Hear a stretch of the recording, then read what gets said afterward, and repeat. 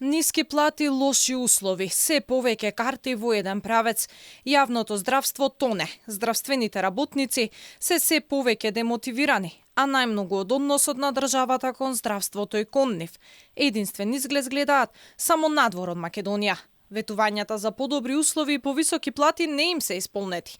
Голем дел од договорците не добија нов договор. Специјализантите на улица се борат за плати и придонеси, а од друга страна не се вложува ниту во инфраструктура, ниту во апаратура. Со ваков третман се бркаат здравствените работници од Македонија, а пациентите остануваат без потребните услуги. Немаме континуитет. Се смени околу 5 до 7 министри, како сте знаете. Се прават разни експерименти во владата.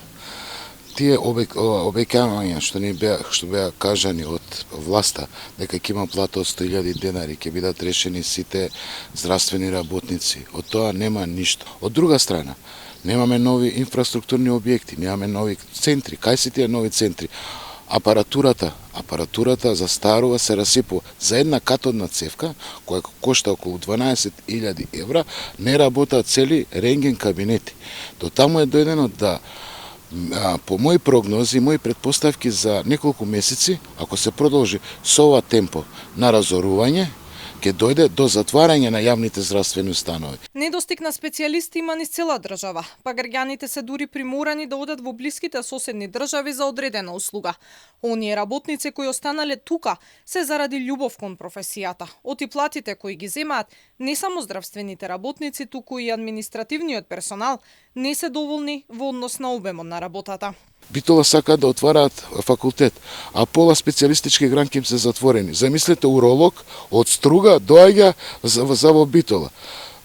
Жителите на граѓаните во Битола одат на преглед во Лерин. Крива Паланка, Злетово, Пробиште, жителите од тие градови за обичен магнет, бидејќи не можат да достигнат на мој термин, одат во соседна Србија, во Врање. Каде се тие 100.000 денари плата на докторите? Медицинските сестри, кои се вршат тријажа на пациентите, дневно примаат по 30 до 40 пациенти на мој термин.